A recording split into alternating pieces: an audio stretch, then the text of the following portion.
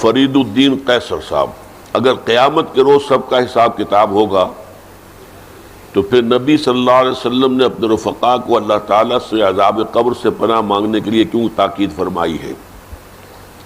کیا یہ عذاب حساب کتاب سے پہلے ہی شروع ہو جائے گا؟ اس سلسلے میں حضور صلی اللہ علیہ وسلم کی یہ حدیث بہت مشہور ہے کہ ایک مرتبہ آپ دو قبروں کے پاس سے گزرے تو فرمایا دونوں مردوں کو عذاب ہو رہا ہے، ایک تو وہ شخص جو پیشاب کے چھینٹے سے خود کو نہیں بچاتا تھا، اور دوسرا وہ جو چغل خور تھا۔ اس حدیث مبارکہ سے کیا یہ بات ثابت ہوتی ہے کہ عذاب قبر مندرجہ بالا گناہوں کے سرزد ہونے ہی پر ملے گا؟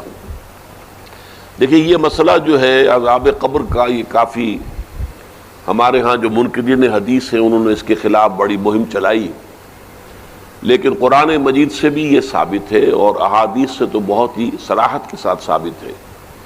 اور اس کو سمجھیے یہ کہ اصل میں آخری فیصلے تو اسی وقت ہوں گے، جنت میں داخلہ اور جہنم میں داخلہ تو اسی وقت ہوگا، قیامت کے بعد، حساب کتاب کے بعد۔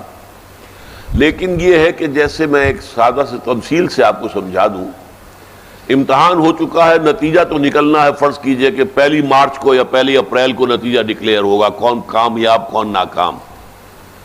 لیکن جنہوں نے کچھ کیا ہی نہیں پرچوں میں، انہیں تو پہلے سے معلوم ہے، ان کی جان تو سوکھ رہی ہے، اندر ہی اندر وہ کانپ رہے ہیں۔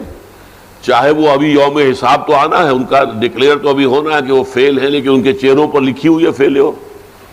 یہی معاملہ ہے کہ جو کچھ انسان نے کمایا ہے عالم برزخ میں بھی اس کی کچھ کیفیات اس کے اوپر طاری رہیں گی۔ تفاصیل میں ہم نہیں جا سکتے کہ کیسے ہوگا، یہ ہم نہیں جان سکتے، عالم برزخ، عالم آخرہ، اس کے بارے میں جو مجمل باتیں آ جائیں قرآن میں حدیث میں، بس اس پر ہمیں اکتفا کرنی چاہیے۔ تفصیل میں جائیں گے تو اس سے خام خواہ کے بکھیڑے اور خام خواہ کے اختلافات اور فرقہ بندیاں شروع ہوتی ہیں، لیکن کوئی نہ کوئی عکس ہے۔ سورہ فرقان میں فرمایا یضاعف لہ العذاب یوم القیامہ، قیامت کے دن اس کے لیے عذاب دگنا کر دیا جائے گا۔ تو معلوم ہوا کہ قیامت سے پہلے بھی کوئی نہ کوئی عذاب کی کیفیت تھی، اور حضور نے فرمایا ہے، اور یہ ایسا ہی ہے عذاب، جو دوسری مثال سے سمجھیے کہ آپ خواب دیکھتے ہیں اور خواب میں فرض کیجئے سانپ نے آپ کو ڈس لیا ہے، تو جو کیفیت ہوگی وہ بعین ہی آپ کی ہو جاتی ہے، اور آپ خوف زدہ ہو کر آنکھ کھلتی ہے تو بالکل وہی کیفیت آپ کی ہے۔ یا شیر آپ پر حملہ کر رہا تھا تو جو خوف کی کیفیت تھی، جاگے ہیں تو وہی کیفیت ہے۔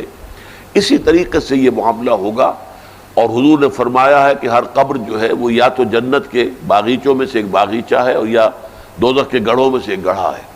اور بعض جگہ یہ کہا گیا ہے کہ جیسے ہی قبر میں داخل ہوتا ہے تو اس کے بعد جو ہے یا کھڑکی کھول دی جاتی ہے جنت کی طرف سے کہ ٹھنڈی ہوائیں اور خوشبوئیں آتی ہیں، اور یا یہ کہ وہ ایک کھڑکی کھول دی جاتی ہے جہنم کی طرف سے کہ جس سے کہ لو آتی ہے، لپٹ آتی ہے آگ کی۔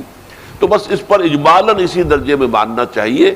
باقی یہ کہ اصل حساب کتاب کے بعد اس پراپر جنت میں داخلہ اور پراپر جہنم میں داخلہ جو ہے وہ تو ہوگا قیامت کے بعد ہی۔